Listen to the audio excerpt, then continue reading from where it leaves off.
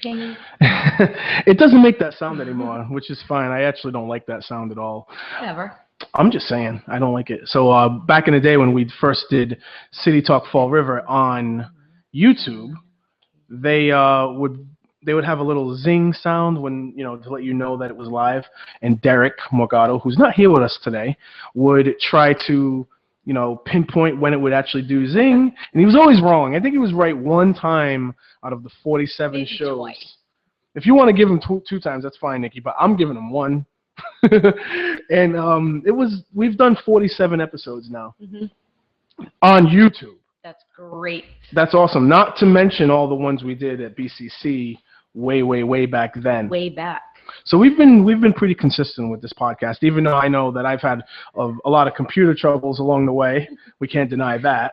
But we're still doing our show. We're still doing our thing. So thank you for listening. It's another beautiful day outside. It sure is. Yeah, it's awesome out there right now. A lot of people love this kind of weather. I don't like it because of bugs, Nikki. I hate it. You don't like bugs? I do not like bugs. All my people who detract my candidacy will now try to find a way to talk about me. Oh, you are? Yeah, I'm about to find some bugs. No, thank you. Do you scream like a little girl? No girl screaming at all. Not that there's anything wrong with people who do, but I just think I just don't like them. They're very annoying. Like I'll be outside talking to people, and here come the mosquitoes. Yeah, I don't think anybody likes mosquitoes. And the gnats. They're annoying during the summertime. I was in Colombia, South America back in the day when I was in the military, and the bugs, the size of the bugs, it's appalling. It's obnoxious. See, I wouldn't like that. I don't even like, how I feel like every year you see random new bugs. Like there's a new species of bug you've never seen before. Yeah. That's how I feel. I feel like every spring I'm like, where are these bugs coming from? I've never seen one like that before. I couldn't handle being in another It's probably from like the sanitation department, Nikki. Oh, man. It's probably. Could be. Speaking of which, it's a nice segue, right? Not really, but I'll give you credit for it. No, don't. I totally forced that issue. No, I obviously what's been going on in the news in Fall River, right?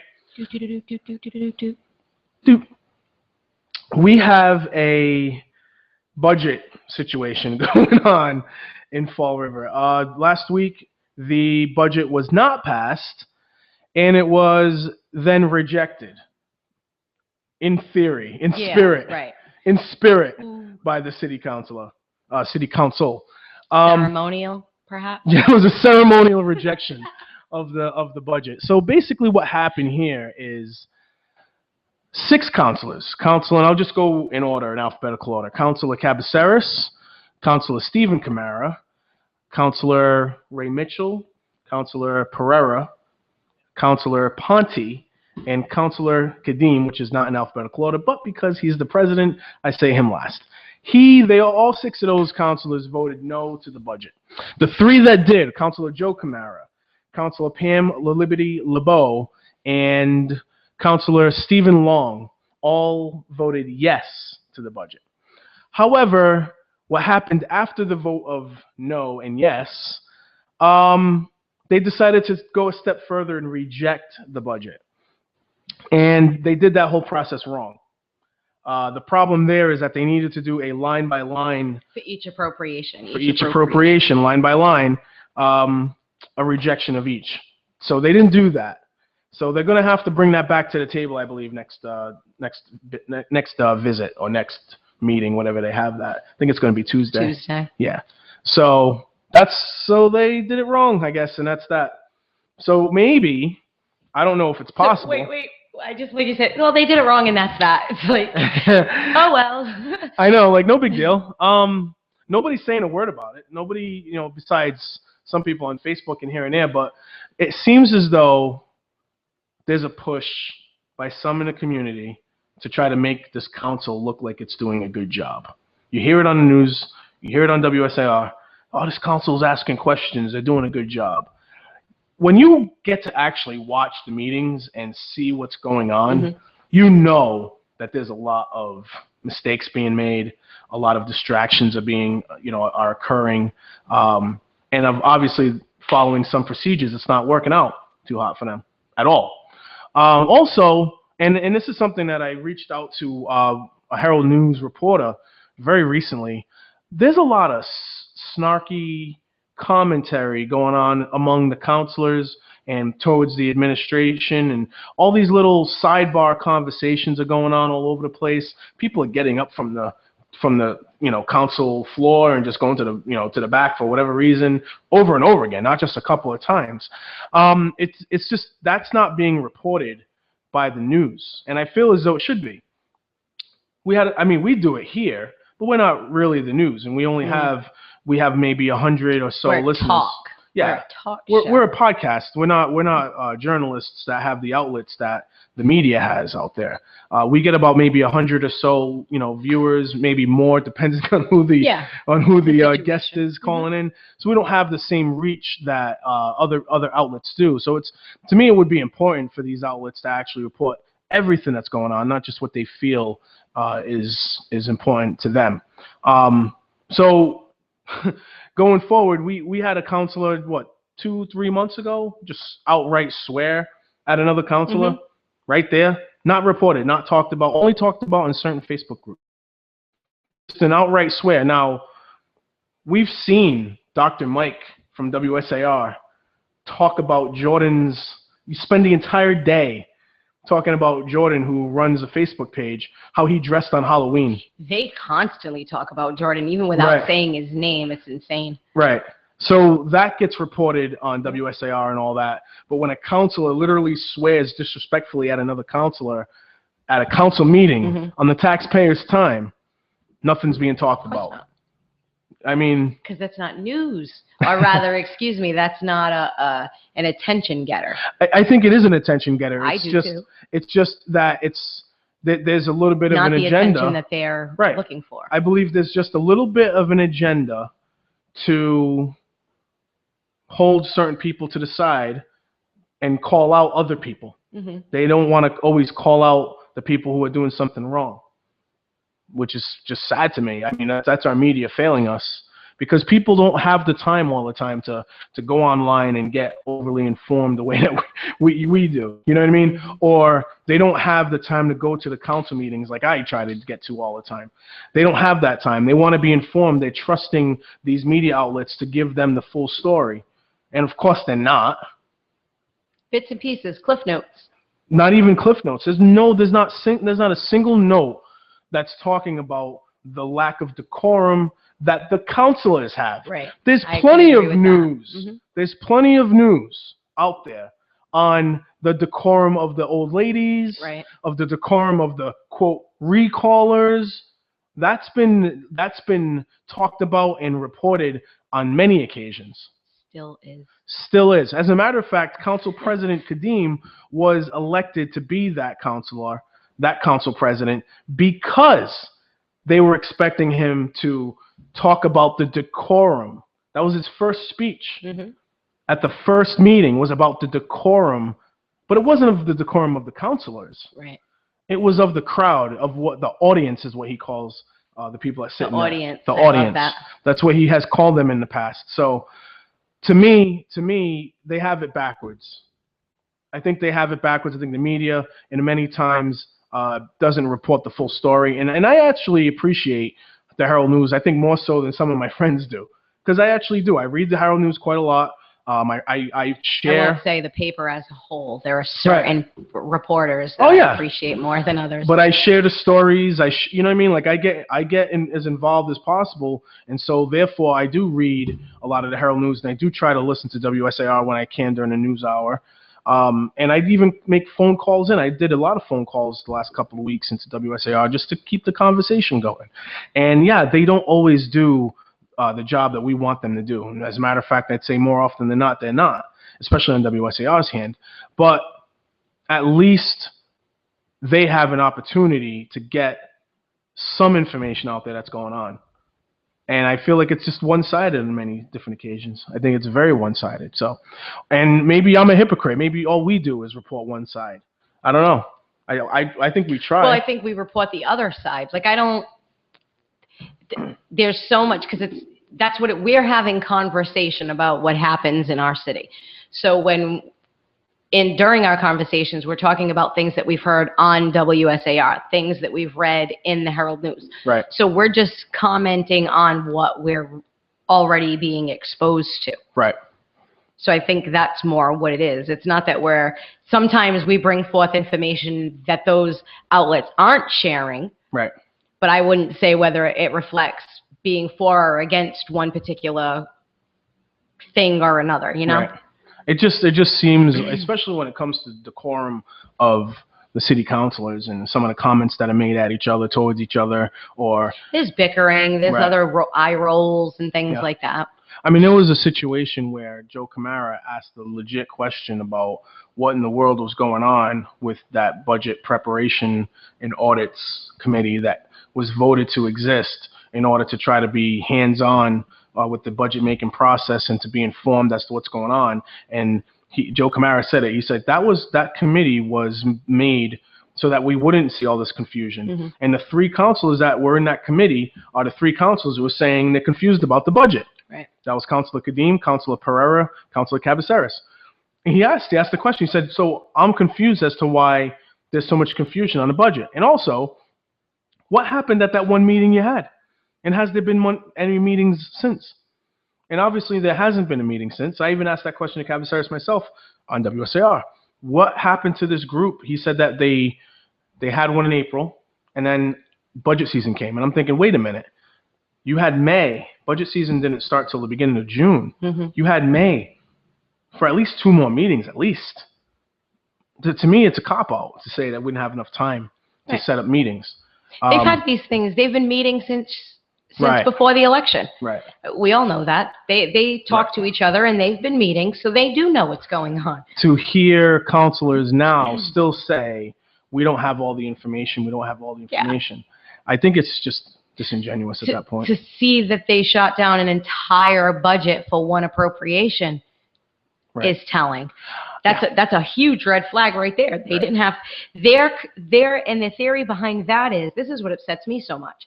I don't care that they want to push toward a 1/12 budget or all of that. Right. But let's discuss that then. Absolutely. And that's not what they're doing. No. They're flat out saying, no, we reject the budget. Mhm. The 6 of them anyway, the majority. We reject the budget, and where there's no discussion. Right. Just because of the privatization piece. Mhm. And many counselors have said, oh, it's not that. But it is, because when you ask them to discuss why they're against it, it always boils down to the individuals in those jobs. They haven't talked about much else. Except for the employees that in part. those jobs. Right. So when they want to hold an entire budget hostage, Right. simply for that one appropriation, you have to ask yourself why. Okay, so it's just about approaching 2 o'clock, and I know that I shared on Facebook that we were starting the show at 2 o'clock. I think we started the show about maybe 10 or 15 minutes earlier than that.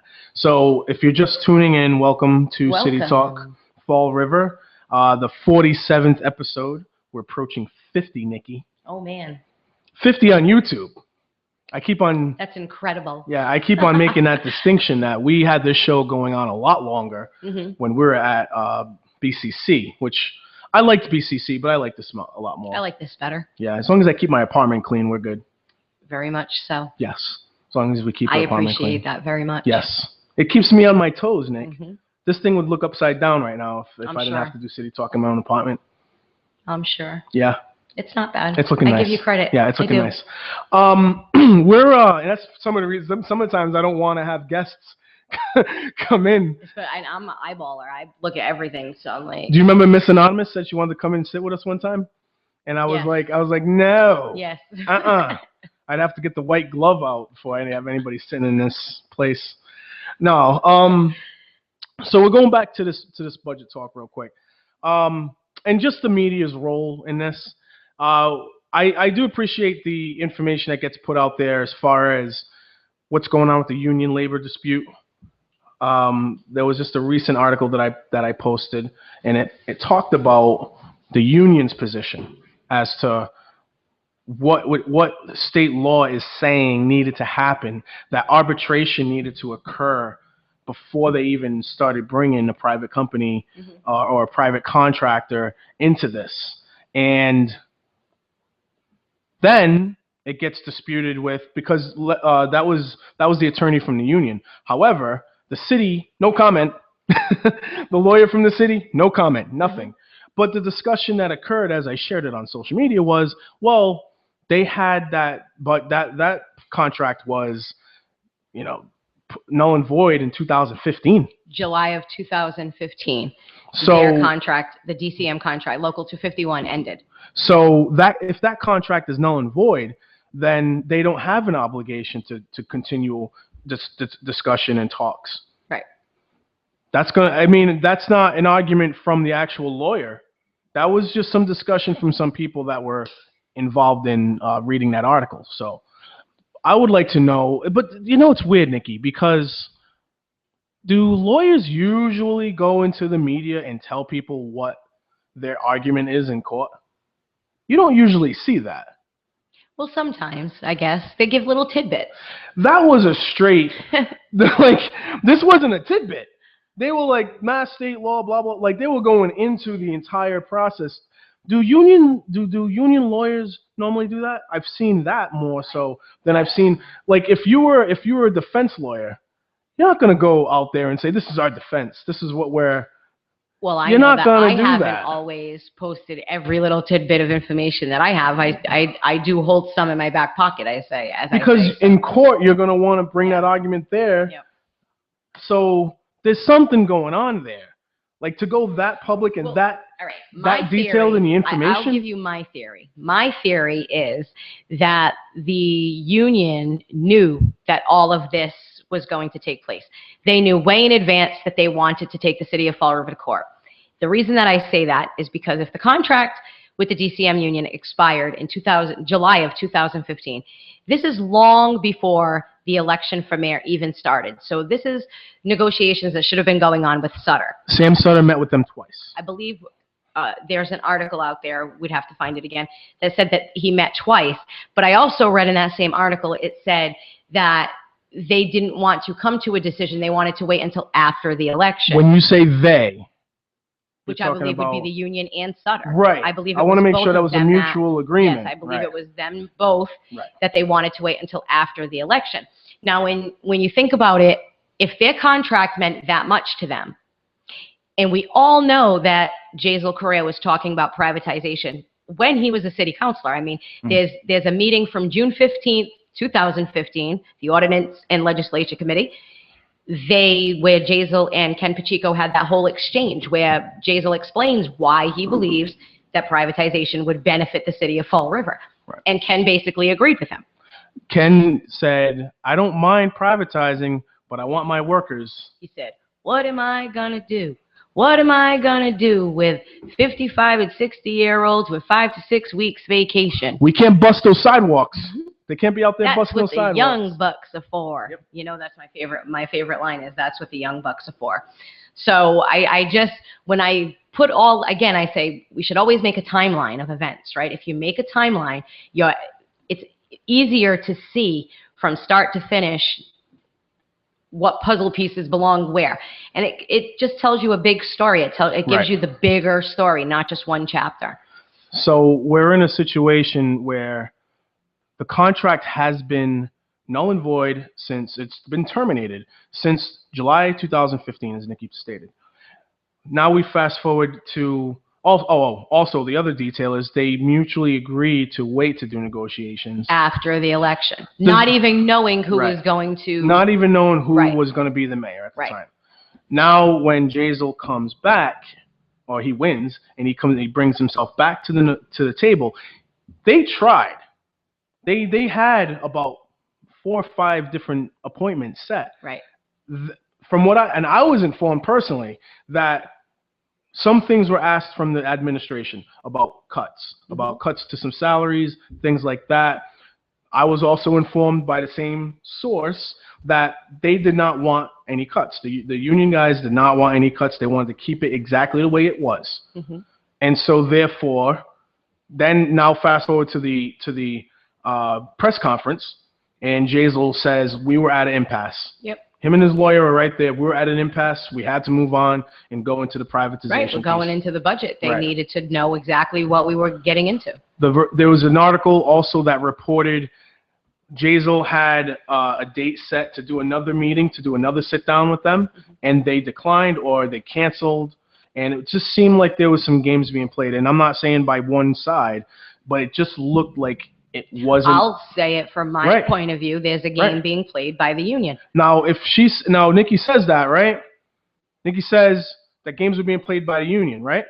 But no games at all were being played by the mayor at all. I'm sure there are. Oh, all right, But all here's the thing. The union's been playing the game longer. And this is what I'm trying to say, though. Games being played, period. Yes. That's a problem I have, And that's period. the sad part. It's been Right. played longer. Like, there's a part of me that wonders, did they not negotiate a contract because Jordan was one of the mayoral candidates who basically was saying that he would get rid of everybody? Was that the intention? Like, you have to ask yourself, why didn't they come to an agreement Before. long before the Right. election? It just doesn't make any sense to me that Right. anybody, they knew that Jazel they knew that Jazel wanted to privatize from the time he was a city councilor. So again, before the election, before their contract even expired. So the meeting, There's another piece to this, though. It's just There's crazy. another piece to this. There's another piece to this that during the election, Jazel didn't get support from the sanitation department or from the union. And there was some talk publicly, he about publicly right. didn't. And there was some talk about maybe he's being vindictive with them because they didn't support him during the election. Listening to what Jazel has said in the past, I don't think that he's beholden to any union. I don't look at it like that. I see other counselors. You see what I'm trying to do, right? Yes, I see other All right. counselors like Linda Pereira and especially Ray Mitchell, who literally seem to be linked Yeah. with the unions. So when I look at it like that, that's how I deal with that whole scenario. We got a call? City Talk Fall River. Hello. Good afternoon. How's it going, buddy? Not bad. Where do we begin? Well, where do you want to begin? Because we're right now we're talking about whether or not, well, we're determining if games were being played from both sides, the administration and the union. I think they were being played with by, at this point, the union. I would say Sutter was playing games because he was running for re-election, and he said several times that he thought privatization could possibly save money as well. We were told by So- Ken Pacheco early on that you would save about $2 million or so from privatizing. Yeah, I mean, I don't even think there's any. I don't care what the contract is. It's going to be cheaper either way if we're privatizing in one way or another. But I think Sutter was the one that was playing the games because he didn't give them a contract, just like he didn't give a new contract to Meg Mayo Brown, right? So I think a lot of this falls on the Sutter administration. Well, simple fact is that they agreed to walk away from each other to further negotiate. They let the contract terminate, and then they decided to do more renegotiation after the contract was terminated, after we find out who the new mayor was. So you would think that they would be willing and able to come to the table, but as you saw, and as we saw in the newspaper, there were a lot of cancellations. There was a lot of people not showing up to these meetings. Yep. And to me, again, whether it was the mayor or not the mayor, or it was the union or not the union, I just personally didn't appreciate all the games being played. This is taxpayers' dollars. You know what I mean? No, I understand. It's jacked up. So, Either way, so now you know that the budget was not passed, and it was, I guess, in spirit. It was a ceremonial. It was a ceremonial rejection, Josh. in ceremonial. What do you think is going to happen on Tuesday, and what would have you done? Actually, answer that first. You're a city councilor. You won the election. You're a city councilor. The budget is exactly the same way right now, and you had to vote for it. How would you go through the process? I wouldn't vote for it, Okay. but it would be for a different set of reasons than what we're hearing now. Would you vote for a rejection as well if you were in a council that actually knew what they were doing on that process? Well, it depends. A lot of it depends on if it was just me, like, you'd have to put the question in the context of, like, if you were dropped into the council right now, like, you replaced one of the other councilors. You know what I'm saying? Because as I told you, if we were on the city council, I think there would have been a lot more cost-saving measures already this year than we're seeing, because obviously the mayor, Jazel, would know that he could do a little more than what he can do right now. I mean, we're hearing Council President Kadim, he's arguing he wants to keep the fee and raise your taxes. Yeah. You know what I'm saying? Like, they want more. So my whole thing was I wouldn't vote against any increases, and we talked about it already. If you take away the fee but the taxes go up, it's almost a wash. You actually save a little bit of money with taking the fee away. But on the other hand, there's a lot of other things that are going up. So I don't know. I think there's a lot more that could have been done. I think you would have seen Campochico go a little easier than just moving to a new position if the council was different. So there's a lot of factors there. I think the city wouldn't look like a joke again, that's for sure. Because I think we would have done this in closed meetings and not on TV and in the paper and on the radio. It's a little bit discouraging to see that, because even though I also would have voted no, I don't think I would have voted to reject. I think I would have maybe looked to have more discussion on it instead of voting no and then rejecting at the same exact time. I think we needed to let the mayor know exactly where our positions were exactly on this. And if you're not for your taxpayers in the city, just step down at this point. If this is all about ideology against private companies and things like that, like, just take that somewhere else, please. You know what I mean? Exactly. And like, you know what? On, the arguments that they're having now are so childish. Like with Steve, he was a pro. He's sitting in a council meeting telling everybody how it's not good for everybody. It's like, just blatantly, that's the reason why, because he doesn't like privatization. He just doesn't like it. He chose that platform a few months ago to let everybody know that he will not shop at Market Basket because it's not a union. Like, that's I don't even know how to respond to it. You know what I mean? Yeah, it's from himself, but don't bring it to the table. You gotta keep in mind. His obligation is never his obligation is to the taxpayers. His obligation is supposed to be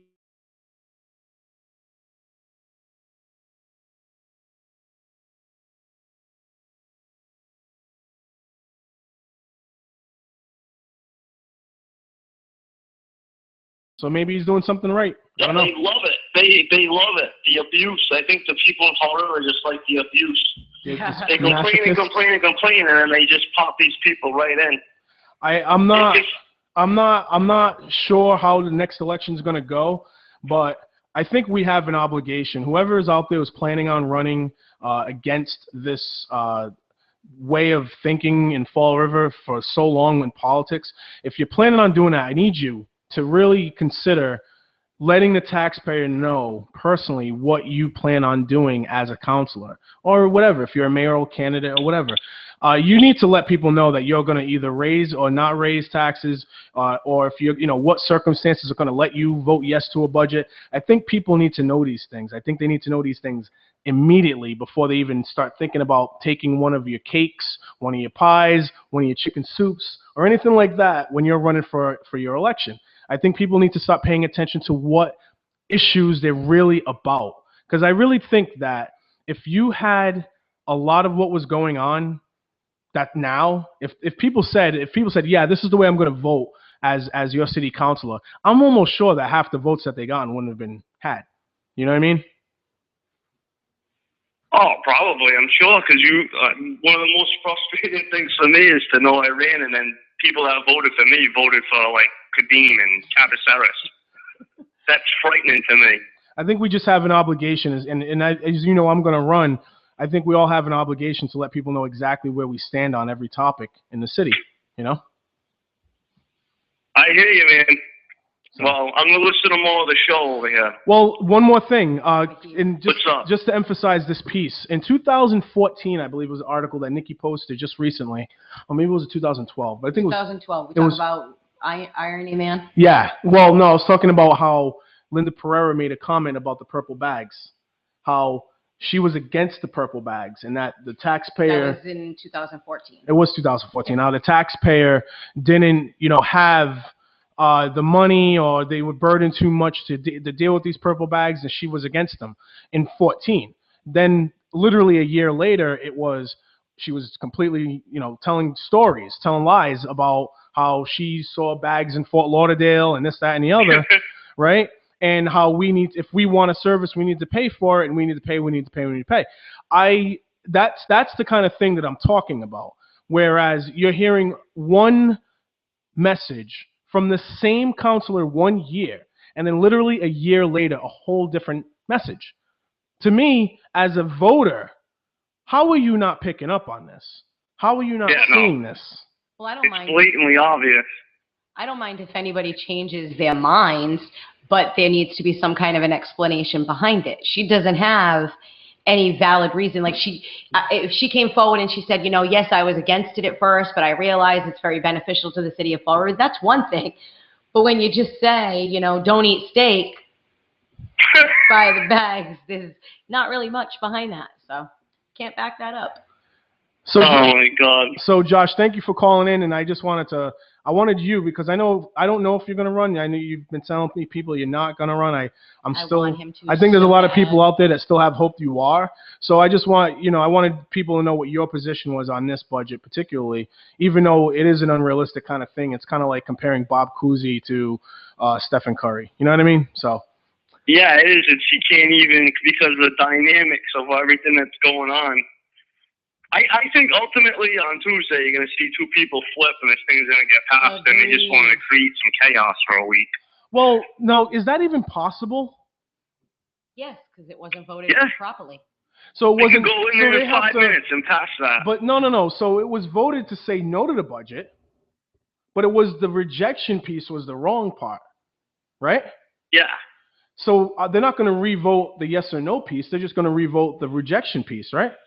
I don't know. No. This is like a continuation of all the, the show. It's going to continue on Tuesday. Well, I'm curious as to how that goes about, because if the budget. Yeah, my ultimate fear though with all this is these people have screwed up so many things in the past. They got this lawsuit going now. Counselors are involved, meetings, deadlines. I feel like all of a sudden, no trash is going to get picked up for like a week or two, and it's going to be nasty. Because these people are just like, think about the private company right now. What are they thinking? Like, they're gearing up to start work next week, and who knows? It's true. You know what I mean? I don't know. I'm wondering how this is all going to work out, so I don't know. Well, we could be facing a government shutdown, so that would be fantastic, wouldn't it?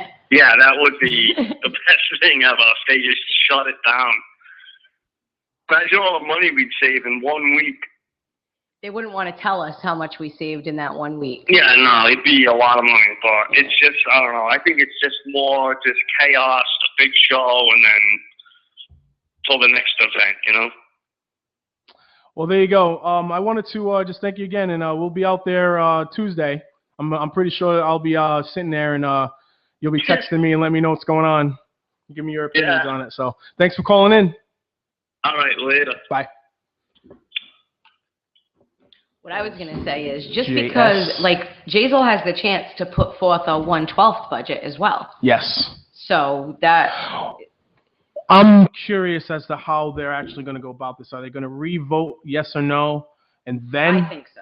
and then go into the rejection process, or are they just going to redo the rejection process? No, I think they'll do the whole thing, and I agree with Josh in that I believe two of them will flip. Now, Josh Silva just talked about the lawsuit situation. I haven't personally talked too much about the lawsuit because I just don't see how far this is going to go. I don't know if this is just some process, you know, whatever Mhm. people acting out, or if it's something to be taken seriously yet. I'm not sure yet. But from what I understand, they're trying to file a restriction notice against the actual contract up until they deliberate on June 29th to determine whether or not this contract is legal or illegal, the contract that Jazel Correa signed Mhm. with Easy Disposal. Mhm. And Leslie Rich, who was also the lawyer that was with us during the recall of William Flanagan, is now representing these 10 taxpayers. Mhm. Among the list of taxpayers on this 10 is Chip Kamara, Robert Kamara, Mhm. officially, and C.J. Ferry, but also about 5 people from Wilson Road. Mhm. Wilson Road is where Ray Mitchell resides. It's kind of interesting. Actually, you know who else resides in Wilson Road? Or near it?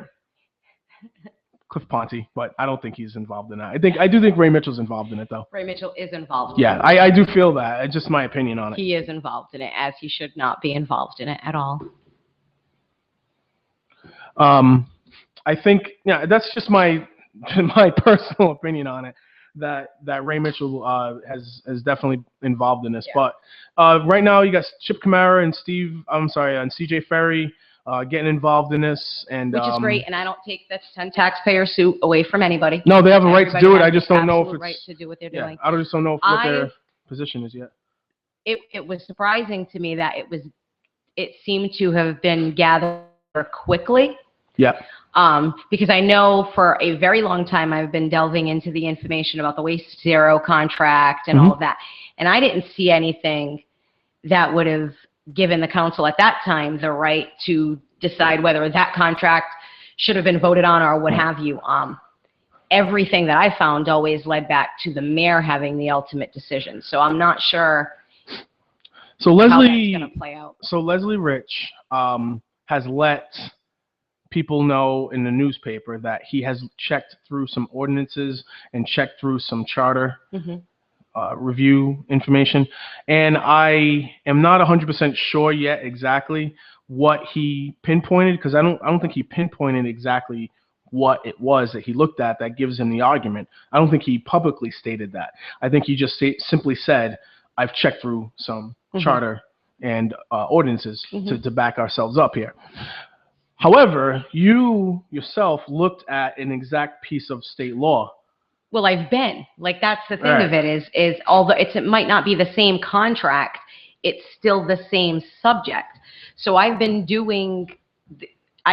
looking for something that would give us, the residents, the right to say, hey, that Waste Zero contract is invalid. And I haven't found anything. Everything I find, like I said, goes back to giving the mayor the ultimate say in whether or not we have a contract. So that, I don't see how. When you showed it to me, the state law, and I read over it, it didn't even say if the city council has a say at all in any of the contracts. It talks about boards, commissions, or departments seeking a contract. So that, but even when it's written in there, it still says that it needs to be signed by the mayor. Right, not the department head, not the city council, not anyone else. To me, that particular law is only there for in the event that a department head, a board, or a commission wants to go into a contract. But that's not about a city contract. Right.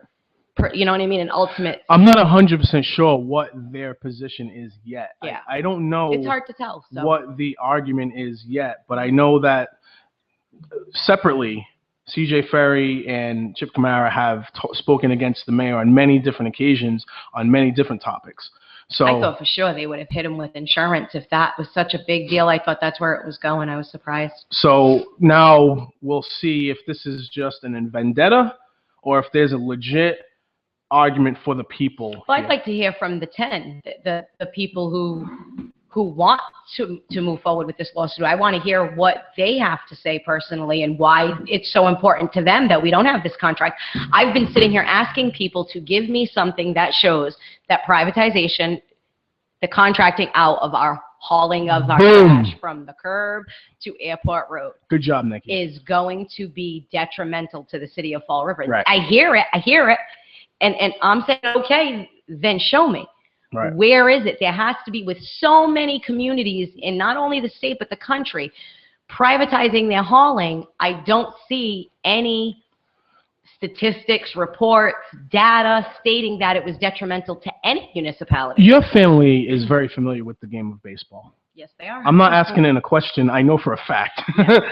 And Deeper. if all the people who were making commentary to you and I and other people that it's going to cost more to go with this contract, they're all batting zero in proving it. Mm-hmm. All of them, Yes. including city councilors who have been making I this have claim. asked the city councilors backing them. I've asked the union members. I've asked the DCM employees themselves in private messages. Please tell me where this information is. You can say it all day long. I can say that the sky is purple all day long, but you're going to look up and see that it's not. There's nothing to say that privatization would hurt Fall River. Ray Mitchell, there's an article. Or that it's hurt any other municipality. That's the other thing. There's an article floating around about Ray Mitchell, 2012. It's not it. I posted it. Was that you? I thought it was another person. Maybe in the past. Oh, okay. Yesterday, I know I posted it. That, you I know, didn't search for it. Somebody sent it to me, but I didn't. that showed he was basically doing some corrupt business Yes. based on supporting a union. So I'm watching all these council meetings, and I've seen Ray Mitchell just take a strong, hard position for unions. Hammering it home. Steve Camara, strong, hard position for unions. Linda Pereira, the Teamsters are coming. That's what she said. You know, this is a team. The Teamsters are going. That's going to be a problem, and we're going to have all these problems. It's not all the unions, though. No, not all. No. It just seems to be Local 251. So it's just, you know, we're seeing this counselor union relationship going back and forth, right? Yeah.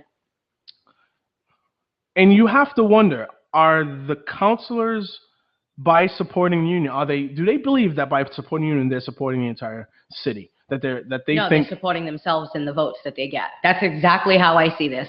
I see this as, when you look at, okay, so they have this DCM union, and I actually believe that all of this, this goes back 20 years, okay? They want a transfer station in the city of Fall River so bad they can taste it.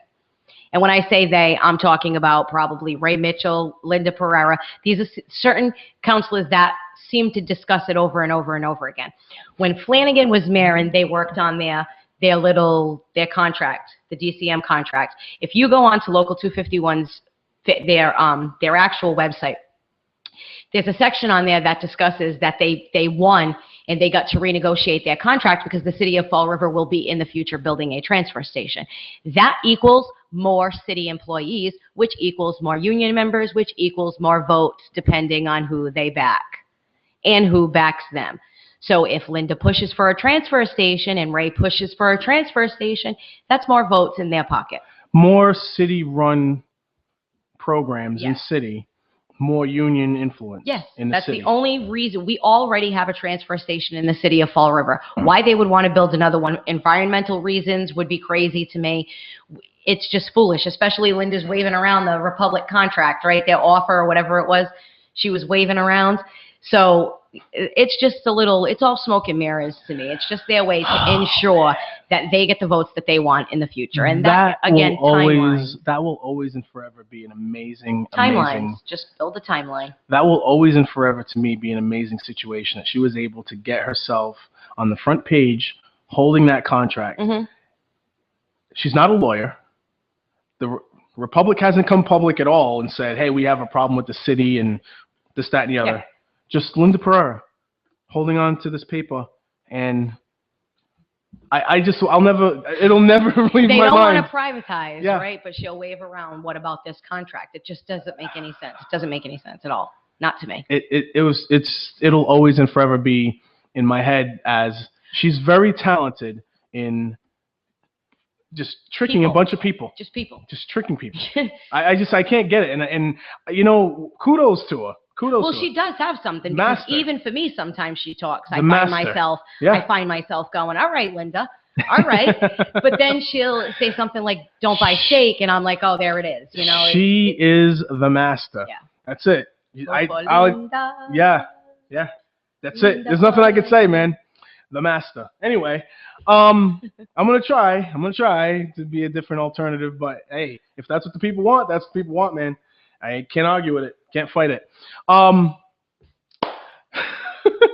The Purge may be coming to Fall River. Listen, my daughter, okay, she's 12 years old. Let me explain The Purge to some of the people who are listening. Oh. All right. If you're not sure what The Purge is, this is a movie series of the government allowing the people, the citizens of America, one day, 24 hours. 24 hours to do whatever they want without any police or Yeah. government intervention or law, and no repercussions. Literally, people can kill each other in the streets, and they will, the next day they will not be arrested for it.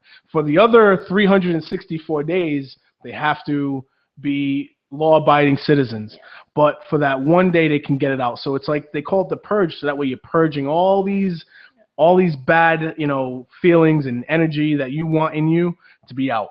However, translating that to Fall River. Yes. So because of all of the hullabaloo with the budget, and now we might be shut down, not for 24 hours, people, but for over a week, okay? The 1st to the 9th, if I'm not mistaken. So my daughter and her friends now have picked, of course, they picked this up on social media, the friends, everybody's talking about it. My daughter says, Mom, is the purge going to happen in Fall River? And I looked at her and I'm like, so I literally had to explain the entire thing, like the process to her of what's going to happen, what it means. And she was afraid, right, that it's possible we're not going to have any police or fire. That was more her concern, was the police. EMS. Yeah. She's definitely afraid of the fire thing. So that we've had neighborhood fires in the area. So she was very concerned about that. So that was like, and then that's when it dawned on me, like, this is really sad. If this is their intent, I don't want these little kids. My daughter is old enough that when I talk to her, she'll understand it. But if there are any younger kids, even if they've never seen The Purge, I've never watched the movie, but I know what The Purge is. So it's like I couldn't imagine being a young kid. You think back to like when the Gulf War happened, or like when things happen, and as a kid you don't really understand. This is something that can be scary. We're looking at this based on basically all the tug of warring that's been going on between the city council, not the entire city council, by the way, but just about 5 to 6 city councils. Well, it's all of them, because nobody even mentioned the fact that they could go like one appropriation at a time. They didn't know. But they should. But No. I'm not giving them a pass. I'm not giving them a pass at all, Nikki. I'm just saying, if they knew and didn't, then I would be like, that's messed up. They didn't know. Like, it all should have been worked out. Like, that's what the whole idea of But the budget when they're not meetings communicating with each other at all, when they're communicating on a disrespectful level among the council, right? How do they? And then definitely not communicating with the mayor on a very good level. So how are they supposed to even know this stuff? How are they even supposed to be thinking this stuff through when they're so ready to just? You got Rich Cabaceres, the first chair. You saw it. Anybody who doubts me on this one, go watch it on the FRG TV. Watch when Jason Correa sits down at the table and how ready to jump out of his seat with all these different, I have you, now I have you, by Council Cabaceres. He was itching. He's so at the ready to try to go and attack people, especially from the administration. Yeah. You know what I mean? Just watch it. And then you tell me if I'm wrong. Go ahead. But watch it. Don't tell me I'm wrong now. Go watch it, and then you tell me if I'm wrong. He's ready. He's all amped up and ready to jump at him. Yeah. And then turn around. Person, I feel like that. And then turn around at the last meeting and say, "Oh, I've tried to talk to the mayor, but he doesn't want to talk to me." Well, we have a front row seat as to how you talk to him. Yeah. It's not just him. He talks to a lot of people like that. Well, I'm imagining so. I don't talk to him as much as I used to anymore. You look at people who just come up. He's talked to Kathy Ann Viveris like that. Absolutely. He's talked to Jason like that. He's talked to Sahadi like that. It's unbecoming of a It's person. combative. It's unbecoming of a Right. person. It's Never combative. mind a city councilor. So when he says, oh, I tried to talk to the mayor is rude to me and all that, I'm not doubting that.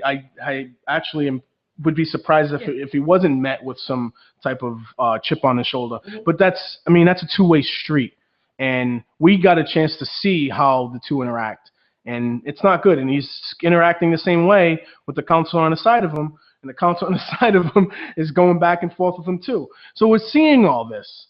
So how do we expect this council to be communicating? It's like the Rock'em Sock'em Boat robots. Right. You get Joe Camara in one. Yeah. And then we'll put Rich, the other one in the other. you see how they communicate. I'm saying this again. You see how they communicate. Didn't one of the councilors have a chance to share a paper with another one when it was being passed out by the school department? The school department, his name is the CFO for the school department, Almeida, last name Kevin. Almeida. Kevin Almeida, a friend of mine, by the way, and I can't remember his name right now for some stupid reason. I'm giving you the eyeball, Kevin's like, passing really? out. I want to call him Turtle. Everyone calls him Turtle. I know. It's so messed up. I was about to call him that, but anyway. So Don't do it. that's why I stopped myself. I'm like, no, don't say it. But anyway, he's passing out papers to the councilors, and he didn't have enough. And Joe Camara goes, no, I'm not going to share with Cabas. Like, you just, no, no, I'm not I sharing. wouldn't share with him either, though. But I wouldn't have said it on. I wouldn't know. But that is going on. That is just an indicator of what is going on and how they're actually getting along right now. So Ray That's why I Mitchell. don't think I would make a good counselor. I couldn't hold my tongue like that. Now Ray Mitchell is a union guy. We've already kind of established that, he right? openly admits that. You call into his radio show. I did. I'm so disturbed with Ray. I have such a problem with him because of the whole fiasco with last year and his little crocodile tears about wanting to protect the fire department and the police department. I begged that man not to pass last year's budget, the FY15 budget, because of 16. Oh, was it? I can't even remember at this point. I've 16. talked to so many people, but I begged him not to because of the pay as you throw, because of the trash fee. I begged him not to pass the budget.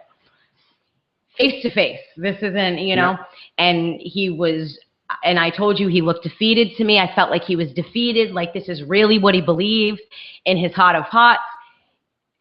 It was like heartbreaking to him that I can't do it. These guys work so hard. And then you fast forward to this year, and the same guy, right, with such conviction is saying, I'm going to go to a 1/12 budget. I'm not passing that budget because of the privatization. That's it. It's the only reason why.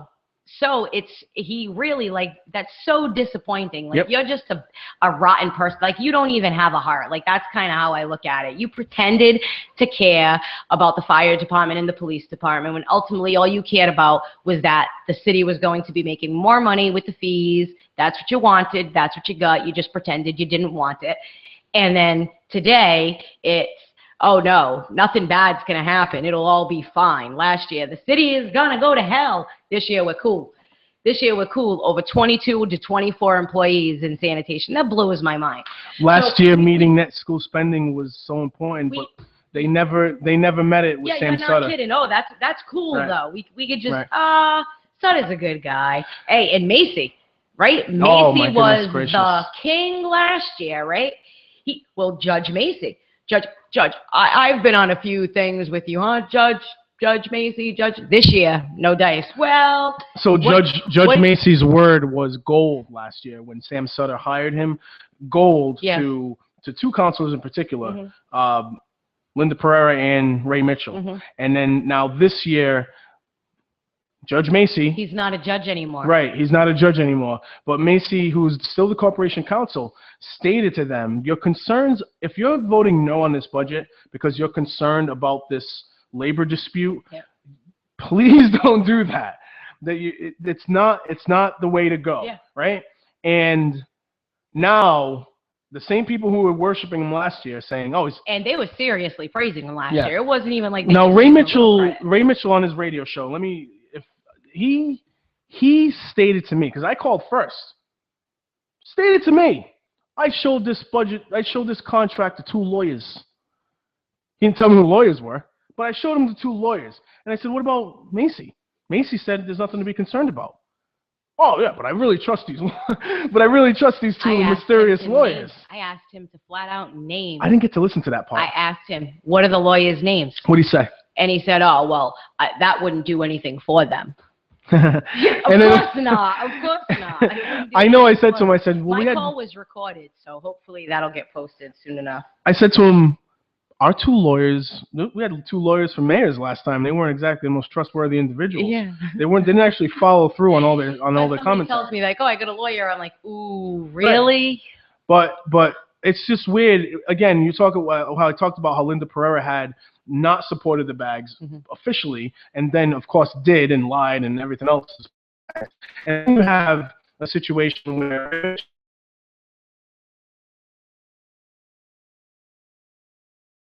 2015 when Sam Sutter was the mayor, and now in 2016, now that Jazel Correa is the mayor, and now that they want to do something as far as private, private contracting. Now it's, oh, I got these two lawyers that I don't want to mention who they are, but I trust them more than Macy.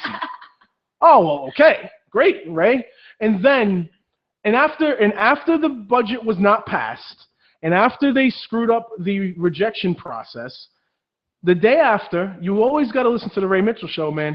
You should always listen to the Ray Mitchell show after, because then it's, oh, you guys, you got all the people who back them, all the union people, and oh, you did a great job as usual. I've been a union guy for 30 years. I'm like, oh, that explains it. There was a union person who called into Rick Oliver, and I ended up calling after that right too. after that, yeah. And he said to him, he's like, I've been a union guy for 30 years, and I hope that the city gets loses. sued. Yeah. I hope the city loses.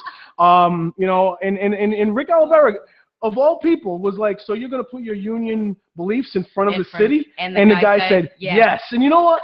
I appreciated the honesty. Yeah, I know. That's what you said. Yeah, I called in. I'm like, I appreciate the guy's honesty. I don't agree with it, Yeah. but I appreciate the honesty. I'd Absolutely. rather these people just come straight out. The thing about Steve Camara is at least he's telling the truth when he says, I'm not voting for this because I'm a union guy and I don't support this. I don't agree with it and I don't like it and I think it's bad for the city, but at the same time, I appreciate the fact that he's not lying. You know that no matter what, he's not going to flop because he needs the union vote. There you go. That's how I look at it. So There you go. So we're in a position where, and again, I'm throwing my name out there again, and I'm going to be looked at probably as anti-union guy, just because of the conversation I'm having with you right now. Because if But you you're don't, not, because you know something? I know that. We're actually for the unions, and that's the point. When I say I'm upset with Ray Mitchell, that's why. Because he's not backing the city, even the city employees as a whole, he's not backing them. We're not hearing anything about the teachers who got pink slipped. Nope. They didn't vote down the budget because of the teachers who got pink slipped. Nope.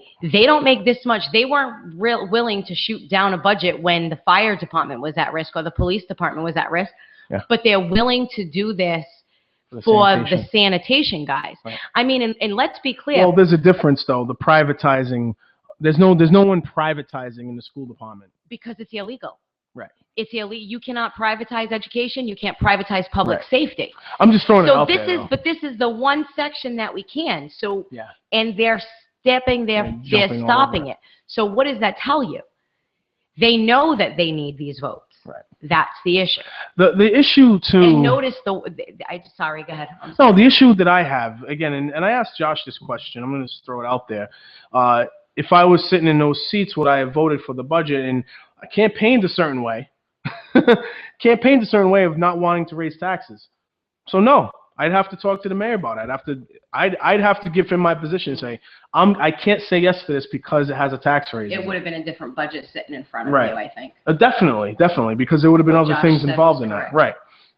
Right. So I would have had to have a conversation with him about that piece. Other than that, there are a lot of things I do like about the budget. I'm not going to sit here and act like I hate this budget. There are things in this budget that I do like. We'd have to definitely have a discussion to get me to say yes, the taxes being the big thing. But other than that, and of course those purple bergs, but other than that, I don't really think that, like, there's elements of this I did like. I liked the taking off of the sanitation fee. I still think that fee is illegal to begin with. You know what I mean? being able to meet net school spending, to be able to meet the obligation that Sam Sutter failed to meet is pretty good too. You know what I mean? So that what no, you got something to say? I love when people say about Sam Sutter and his obligations. He doesn't always do what he says he's going to, even when things are his life's mission. Yeah, he's a lawyer. He doesn't always succeed. Yeah. His Find life's Jordan. mission was to find Jordan. Hashtag. So I just, for me personally, I got, there's things in this budget that I don't have a problem with that I actually liked. And so in order for me to say yes, I would have had to sit down if I was a counselor, talk about it. And if we can't meet that common ground on the taxes, then we're out. That it is what it is. There's nothing wrong with voting no on a budget if you don't like the budget. If you feel as though it's unfair to the taxpayers, if you feel as though, and that's what they tried to do. Some of these councils tried to craft their argument as, oh, this is bad for the taxpayer. This is bad for the taxpayer. Councilor Cabeceras, I'm looking out for the taxpayers, looking out for the city, all that kind of stuff. But in reality, we're not. Hopefully most people can see through that. And, if you're against a tax raise, you're against a tax raise. Mm-hmm. You're actually literally directly looking out for the taxpayer on that. If you're saying no because you don't like the private contract and you start bringing up the airport and the landfill and this, that, and the other, I mean, yeah, who is that? Oh, Derek. But to me, it's like, if you're going through all that, just because of your ideology against privatizing, then you're not looking out for the entire city. And if you keep on telling everybody that it's more expensive to do it, and you don't bring the numbers to the table to show what you're talking about, then everyone should be able to see through that. At least bring me some data or statistics about a city going to hell after they privatize their hauling. There's got to be a couple, right? I know one thing. And this is the funny part about it. 2 years in a row, we've got straight evidence that it's expensive to keep it the way it is. Two pieces of evidence. Purple bag, sanitation fee. $10 per unit per month sanitation fee, by the way. It always gets called the $10 fee. I know, I hate that. They act like you're just paying a $10 fee for 1 year and you're done. It's $10 per unit per month. So 120 per unit. Get the hell out of here with that. So if anyone wants to tell me that it's more expensive to go with the private contract, I want you to prove it to me. I want you to show me the numbers. I want our counselors to be more concerned about the DCM guys, the sanitation workers, taking trash and throwing it in the recycling bin. Hello, Derek Morgado. Hello. What's going on? What's going on? So how is Abington right now? It's nice and comfortable at about 79 degrees. Good. I feel like the AccuWeather right now. But no, I'm listening into the show, and of course you brought up the whole privatization of the landfill, and how people are making a comment about how this is just like that. Where I disagree, because here's the difference. The landfill was purchased by a private company and then allowed a whole bunch of other people to go dump into it. So that shortened the lifespan of the dump. Right. Whereas privatizing our trash is giving another company the right to come to get our stuff. And basically all they do is they're just picking it up and bringing it to Airport Road instead of our guys. We're still on the hook for disposal. We're still on the hook for everything else. Right. So it's not the same. I agree. I've been saying the same thing. That's why the whole entire time I keep saying it's literally an argument over who brings our trash from the curb to Airport Road. How much is that mileage? Is that even like at the most 5 miles? I got a question for both of you. It comes from Steve Camara. Not right now at the moment, but my question comes from a comment that Steve Camara made. Okay. This company's from Revere. Mm-hmm. Steve made a concern that if these people who are living in the city are taking care of the sanitation hauling, they can, if you have some type of emergency or if you need something done on a weekend or something to that nature, you can call and it can get done. Whereas people aren't going to come all the way down from Revere to do such a thing. What do you guys? How do you respond to that? Yeah, I have no idea what the hell he's talking about. Oh, I have what emergency. scenario emergency? Yeah, Ah, okay. what, I mean, Yeah, could have, I mean, would have, could have, take, should take a have. look, for example, you have the whole thing with the yard waste not getting picked up for 2 weeks. And then you start hearing people saying, oh, well, we don't have anybody there because everyone's calling out because they're looking for jobs. I'm like, yeah, they said that on the like, radio. what the heck? I mean, look, you got to understand, if a private company is not doing the job right the first time, the city has the right to call them out on it. If they call them out on it, they can terminate the contract and they're going to walk away perfectly fine. But I don't think a company is stupid enough to cause that to happen, especially when they're going to be making a pretty good amount of money over 10 years, which is also saving the city money over those 10 years as well. So Yeah. that's just my thought. Well, it was interesting because on WSAR all week long, we heard a lot of calls about we need this picked up. I got this barrel sent out of my house Oh, for, yeah, for yard weeks. waste. And it hasn't been picked up, and it hasn't been picked up, it hasn't picked up. So I wish that some of these people who call Ray Mitchell Show and call WSAR would actually come up in citizens input and say, look, you keep telling us that it's going to be a worse service, but we're not getting a very good service at the moment right now. That was even one of the other things that Ken Pacheco had mentioned in June of 2015 during that meeting with Jazel. He said, we're one of the only communities that offers as much overtime as we do. And we don't pick up the other communities pick up yard waste maybe 1 to however many times, I forgot what it was, Right. 1 to 2 times a month, and other communities only pick it up once or twice a year. We didn't do that. So those are the things that nobody is really thinking about. But I'm perfectly fine with it going to once or twice a month. I'm perfectly good with that as long as there's a set schedule. Right now, with all the uncertainty and everyone scurrying around for looking for jobs, we're not getting that. So, and besides, we got mailed. The people who have the bin got mailed a letter saying these are when you're going to get picked up. Isn't that kind of a version of a breach of contract saying, hey, look, you're not picking up. You're not picking up the. Yeah, so that's the one thing about the private, and even though I know this isn't exactly privatization, but there is something about a private contract that you just have that you cannot do with a city provided service. If your contract is breached, you have the option to terminate with them, not have to pay a termination fee, and you can move on to another contract with another company that says, hey, we'll do a better service. You cannot do that with the city. There's no others. You can't go to New Bedford or Brockton and say, hey, look, Fall River's service is messing up. Can you come to Fall River and pick up our trash too? You can't do that. You can't. No, I mean, that's the purpose of the contract. I mean, there's no contract within the city of Fall River for the union guys, simply, or especially on picking up trash. No, I mean, that's the purpose of the contract. Oh, shoot. What did you do? There was a call. And you literally tried to answer it? Yeah. No, I was trying to put on hold. Hello, you're back on. You're back on.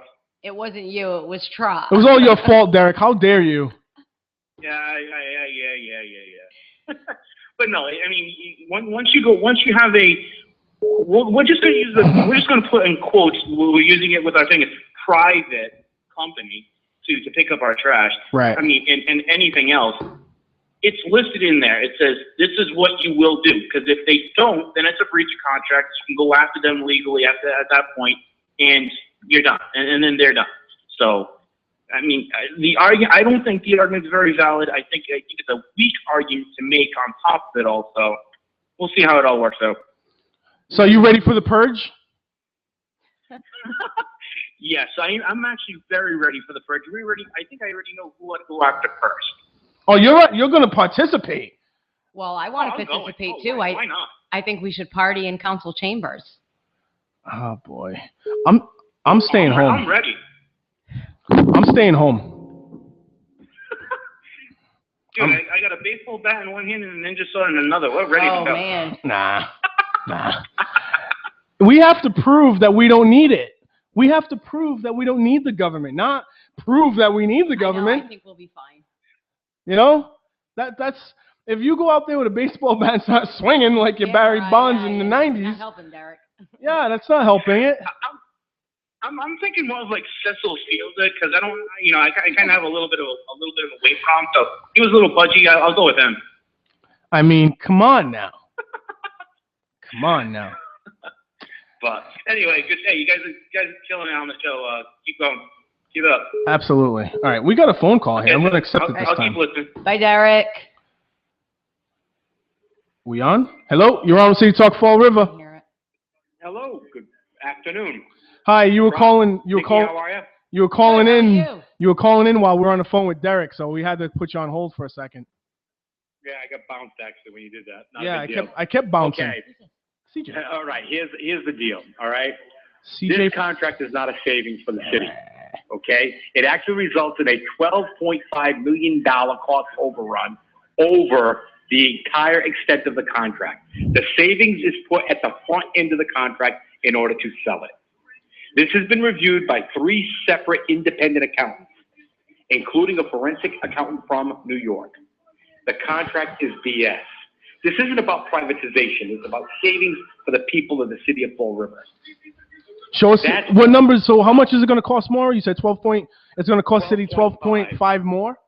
Yes, and as a matter of fact, there's commentary constantly made online by people who are reviewing it who are saying the same thing now, that they're finding that this contract is not a savings. You're going to show me. You're going to show me the. There is no. Hey, no CJ, you're going clause to in the contract they CJ, don't produce. CJ, you're going to show me those numbers, right? You're going to show me the documents. We show everyone the documents when they want them.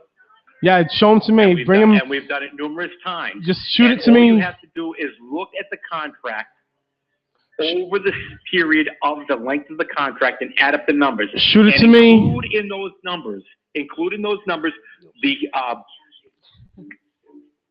CPI index increases as you move forward. Show and it to the me. one thing this contract doesn't have, which everyone's talking about, is that my trash is sitting out there for weeks. My trash is sitting there. My yard waste, this, that, and the other thing. They're not talking about the fact that there is no clause in this contract, none, that holds the private vendor responsible for failure to perform. That's true, CJ? They don't have That a is clause. true. They don't have a performance. There's no performance clause. clause. If there's no There's performance, no performance clause. they've been talking about performance clause the entire time. They There's don't no have it. performance- There's no clause in there for liquidated damages. Should the city have any problems, or should the vendor have any problems? I want you to bring Plus, bring those numbers and to that's City why Council there's a lawsuit. Tuesday. Bring all why those that's figures to City Council Tuesday. Sit there and citizens It's input. It's kind of hard to do when I'm recovering from Oh, surgery. And give I'm it to me. hopeless. I'll do it. I'll say this is from CJ Ferry, and The numbers have already been presented to the city council. They have them all. They've had them for weeks. I want the public to see They've this. had them for There's weeks. no performance clause in the. There's no There's no performance clause performance. in the contract. Have you read the lawsuit, Trot? Oh, not YOLO. No, I haven't read that. No. Okay. No. It's 110 pages long. A lot of it's documents. I believe Nikki has the lawsuit. And You have the lawsuit? I do. I want it. And if you read it, you'll see why this is a bad deal. This isn't about privatization. I'm neither pro nor con on the privatization. I'm pro on the city taxpayer. Actually, CJ, I've listened to your show and I've read a lot of what you say, and you actually want true privatization, if I'm not That's mistaken. right. Now Exactly. that's still gonna fire 24 people from working. But you know what? It's not about 24 people. Okay, it's about the fact that if the mayor wants to privatize, okay, then get out of the industry altogether. That's Wayne Rigo over saying. the past 2 years, Yeah, Wayne Rigo said the same thing reporters- too. How many reporters over the past few years have said the same thing? It's just time for the city to say we're done. Yeah. But you know why people want to keep the city handling the solid make waste money management, off the it. trash, because It's a they want commodity. their yard waste picked up. Oh yeah. They want their yard waste picked up. They want this picked up. Do you know we pay more for recycling and yard waste than anyone else in the Commonwealth? I did not know How is that. that a savings? This contract is a 10-year contract because the first 5 years, Easy Disposal cannot make any money on the disposal portion of it. At the end of that 5-year period, the city can put out the actual disposal of the trash and the recycling and everything else under new contracts. And who do you think is going to get it? Listen. I've heard this person on the side of me say very, very similar things about how expensive our recycling is, all that kind of stuff. We know how this. this privatization piece of the whole, and Right. it's simply smoke and mirrors. The city is not ready. Basically, CJ is telling me something that we know personally. Exactly. The city's not ready to fully disengage from a citywide service. I ran last year. I told people everyone should get out of the trash business. People aren't ready for that. I've talked to people who are just not ready for that. They would rather find a different service that is a less expensive thing. Now, if you are saying that it's going to cost the city $12.5 million more, and that there is not a performance clause in this contract, I think it's your duty as a citizen to give it to me. I'll bring it to them on Tuesday. I'll say, this is from CJ Ferry. You guys do with this as you may, with this information as you may, but this person's telling you that this contract is $12 million more and it doesn't have a performance clause in it. And I would love to hear the administration's response to this, Macy's response to this, a lot of people's response to this information. But this is what I told you 2 weeks ago when you were on my wall. Bring this to the public so everyone knows what's going on. Under paragraph 5 of the lawsuit, it says very clearly, the EZ contract provides an effective date of July 1, 2016 and continues until June 30th, 2026. While the contract provides in section 9.03 that it shall not be terminated by either party under any circumstances. Mm-hmm. Okay? Yep. Except as specifically provided in this agreement. Section 904 of this agreement provides an early termination fee. That's all it provides for. There are no circumstances where we can terminate it. And under the law, you cannot attach a fee for termination that has to be budgeted. And that's the problem with the contract. It's attaching fees that have not been budgeted. Also, there is no change of law provision in this contract.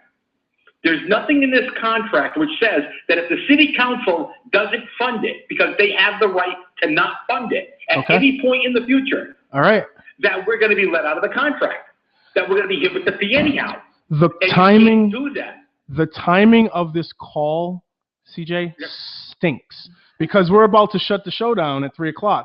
But I reserve. We'll know what happens Tuesday, right? So I don't know if you're going to know what happens Tuesday. The hearing on this matter 30th. Is on Wednesday at 2:00. The 30th, right? In time, okay? Right. Now, if the judge rules, and it's quite possible he will, that this injunction goes into place. Right. That means their budget is thrown in abeyance, because their budget would be based upon this contract. So what are you going to do during the purge? The threat to cut police and fire is fake. It's a lie, and they can't do it. I'm pretty sure they can't. I posted a brief article today on that, and I also posted the case law which governs it.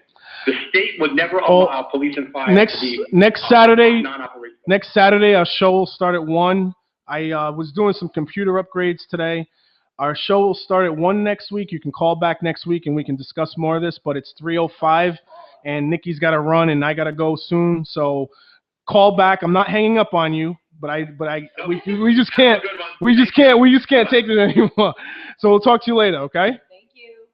All right, so that was CJ Ferry with the phone call. His show comes on Spindle City Straight Talk. Look for it on YouTube. As far as tonight, Armin Barabee is going to be hosting a throwback party at the Yacht Club tonight. Go to that. One last message. I was out at the Turner Park down on Danforth Street. We're going to be very, very soon. I'm shooting for the end of September, the beginning of October area to go down there and try to knock down some trees, some weeds, some brush, and try to get a really nice view for that area. There's so many people in that area that have made complaints about that.